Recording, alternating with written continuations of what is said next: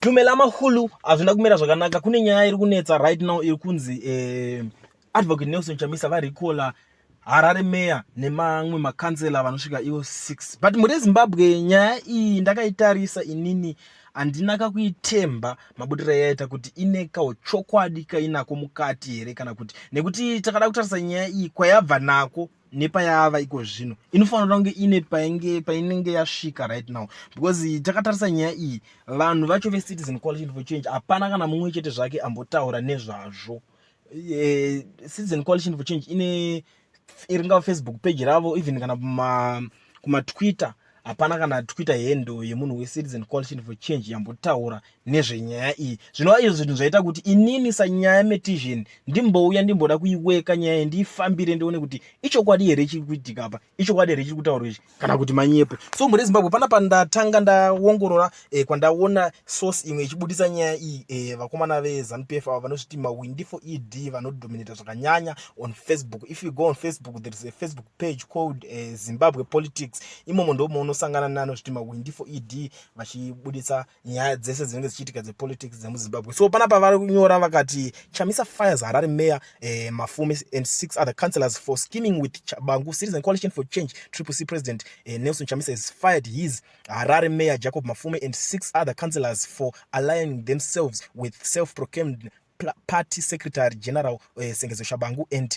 fanning chaos in the party. Mafume's exclusion comes barely a month after he was re-elected as Harare mayor under unclear circumstances that kick-started the end of his role in CCC. His election was dominated by allegations he had convinced Shabangu to recall then mayor Lovejoy Chitengu so he could force his way back. He is reported to have demanded that councillors vote for him, telling them he held the keys to their continued stay at Townhouse. Mafume was reported hurt by Chamisa's decision not to second him for re-election following August general election. He had hoped for a second term after finishing off former Harare mayor Herbert Gomba's term.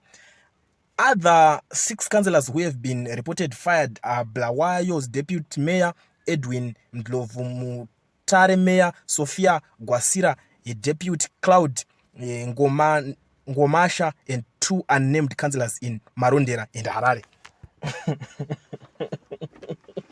So muri Zimbabwe chaita kuti nyaya iyi ndide kuiweka semetsi inini sanyaya metizhini, nyaya kuti nyaya iyi yabudiswa pendaona ichinyorwa nevanozviti mawindi for ED ivo vanhu veZANU-PF. Dai nyaya iyi iri yechokwadi yatobuda kana kuZBC ichinzi Chamisa aitaura kuti zvoni vanhu vari kuita marikozi, vari kutambisa mari yenyika, vari kuwesta mari zvose yenyika, iye akutowestawo mari yenyika. Ndo mabudiro yakadai yatoitwa, but hakuna zvakadaro, hakuna chati chabuda so far. I'm still waiting. Kana nyaya iri yechokwadi muri yeZimbabwe, that's the tip yandikupai. Kana chiri chokwadi chatitaura muchazoona yabuda ikoko, because vanhu vakanzwa nyaya yakaita seiyo havanyarari, vanenge vatori number 1, vanenge vakuda kutsvaga kufadza mutengi. Ndo zvinhu zvine zvichiitika panapa. So kana uchishanda kuZBC unokuda kunzi iwewe ndiwe the best kana uchifadza because ndo channel yekutoti inotoonekwawo nemaministers and stuff nevamwe vanhu veZANU-PF.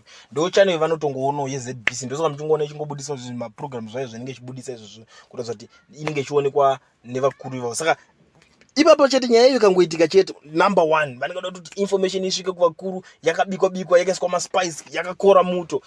Asi apa zvokunzi ari kunzi Adzinga, inini zvangu I'm not here kuti ndive against kana kuti nditenge ndiri against vamwe vanhu vese vabudisa nyaya vachitaura kuti Chamisa Adzinga zvechokwadi and stuff. No, but ndiringotaurawo zvangu the other way, because inini I always say kuti mushonga wekupedza propaganda kuiexpose, kuibudisa pachena, because hatidi kuti panapa nyaya vanhu vongosara vane pfungwa dzakadilutwa vakavhiringidzika vachipiwa information imwe isiri authentic. So isusu tinenge tichida zvinhu zviri authentic, information iri pachokwadi, pasina kunyeberana, pasina anyeberwa kana kuti sei. Nyaya yobuda vanhu voziva chokwadi sezvachiri. Ndo zvandiri panapa, ndo saka ndiri nyaya metizheni kuweka nyaya semetsi. Handisi kuiramba nyaya kuti handisi kuti vabudisa nyaya so far vari kunyepa, but tiri kuti zvoni kana nyaya iyo chiri chokwadi inodai yatozara kwandakuudza kunana ZBC nekune vamwe vanhu veZANU-PF chacho. Even kana Niki Mangwana mungadai matovaona vakutokomenta about that issue, but so fast hapana kana amboti ataura kana anything about that nyaya iyo. Voregedza kutaura nyaya iyoyo kuti Chamisa, because